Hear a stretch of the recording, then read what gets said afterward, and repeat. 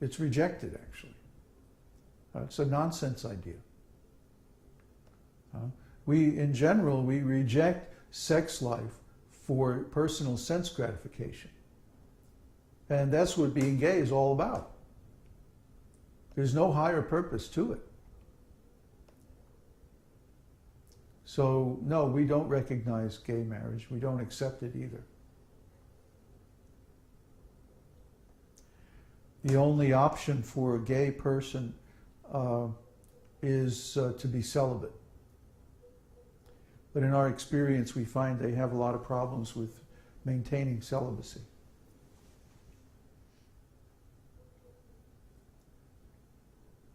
So I don't know what to tell you. Maybe go join ISKCON. They're really into gay marriage these days.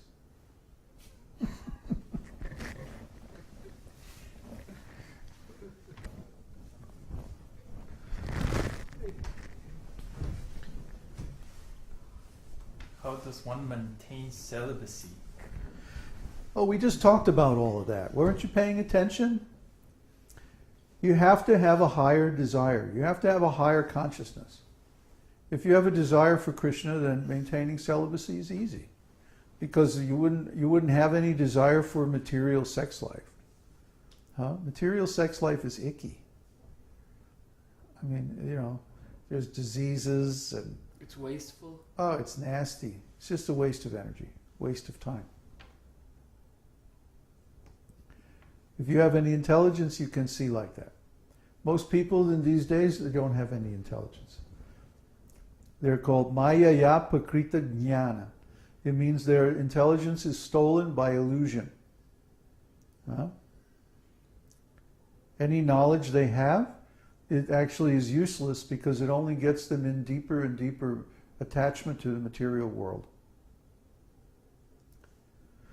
So, if you follow this process, then you automatically lose the desire for material things.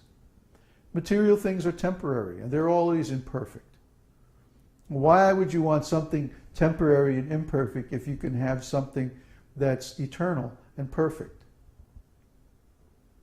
I mean, this is not even any comparison between the two. Why would you want, if you can have a diamond, why would you want some coal? Try to understand.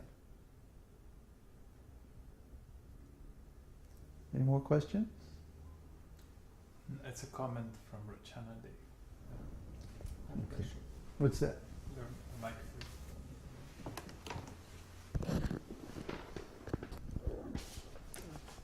You were mentioning earlier on that the only cause for advancement in spiritual life is a strong desire to attain the spontaneous platform, to love Krishna spontaneously.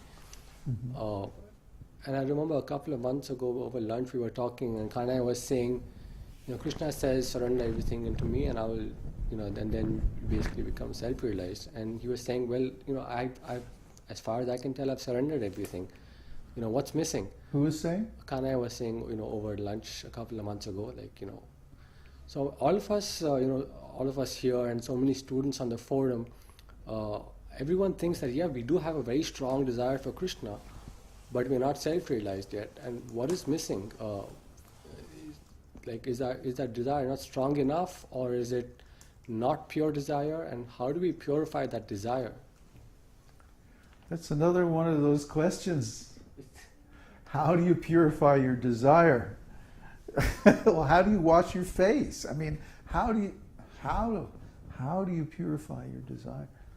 I mean, if you know, Simply chant Hare Krishna. If you know that you can desire stool or you can desire lemon chiffon meringue pie, which one are you going to desire? Lemon chiffon meringue pie. Well, of course. So if you know that you can desire endless birth and death and suffering in the material world, or you can desire Krishna, which one are you going to desire? Krishna. It's pretty obvious, huh? How do you change your desire? Well, just by wanting to, duh. But all of us right now feel that we do desire Krishna. Okay. but something is missing, something is wrong in the way we're desiring, I guess, because we're not self-realized. We haven't, You're not self-realized? No. Oh, you have to do something about that. No, try to understand. Prabhupada used the example of the fan.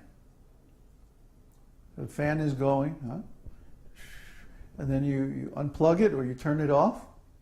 What happens? It gradually slows down and finally stops. But it takes some time. So the tendency toward material desire and material life has been so conditioned. There are so many millions and millions of impressions in our mind of material quality, material consciousness, that it takes many, many millions and millions of acts of devotional service to counteract them. See? To purify the mind. You see? We desired all those things. Try to understand. And especially if we're chanting with some material desire. See? We will get the fruits of those desires because the mantra, the name of God, is the most powerful manifestive process. See, why is it that people who chant 1,000 names of Vishnu get everything they desire? See, it's well known in India. If you have some material problem, chant Viṣṇusahasranāma, the problem is finished. It doesn't happen right away. It takes some time. But slowly, slowly, things will change. Things will come around to the way you would like them to be. But now if you have some nonsense desire and you chant the holy name, you will get that desire. See? So the problem is when we start chanting, our mind is not pure. It still has all these residual desires from our previous material consciousness. So even though we may think, yes, yes, I really want Krishna, I really want Krishna, there's still a part of our mind that says, I want sense pleasure, I want sex desire, I want this, I want that. See? And we can't help it. It comes up while we're chanting. The mind is running all over the place, thinking this and that. Or it's there in a latent form. It's there in a seed form within the heart. So as soon as it gets a chance, pow, it comes out. So, of course, you're going to get the result of that desire too. So you may be desiring Krishna, 60%, and 40% you're still desiring material things. So you'll get that. See? The thing is to fall in love with Krishna, and then you only desire Krishna, you don't desire anything else. But this takes very extreme purity, and that purity takes time. But like I said, one lifetime, what is that? In the scheme of eternity, you consider that just from a material point of view. How many millions and billions of years this universe existed before the beginning of this body? And then this body lives for 100 years at the most. And then after this body is finished, how many millions and billions of years are going to go by where this body doesn't exist? So even from the point of view of this earth, the lifetime of the earth or the lifetime of the solar system, the period of this life is just tiny, tiny. What to speak of eternity? Real eternity means without any beginning, without any end. This life is just like a moment. It's just like a flash. Try to understand. So if someone can attain self-realization in one lifetime, this is considered a very short time. Immediately. It's immediately. But Prabhupada still, he used this word immediately.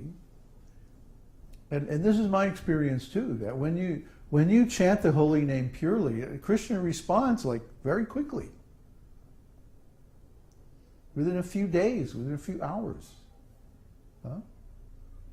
So, what is the choice? Huh?